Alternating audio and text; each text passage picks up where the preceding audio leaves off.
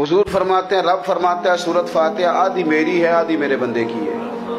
جب اس نے کہا الحمدللہ رب العالمین الرحمن الرحیم مالک یوم الدین ایاک نعبد و ایاک نستعین،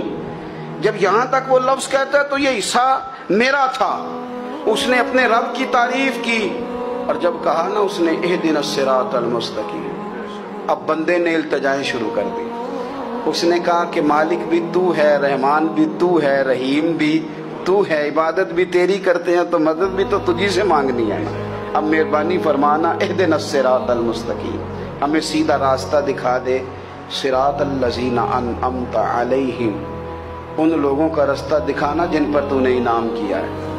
غیر المغضوب علیہم ولا الضالین، ان کے راستے پہ نہ چلانا جن پر تیرا غضب ہوا،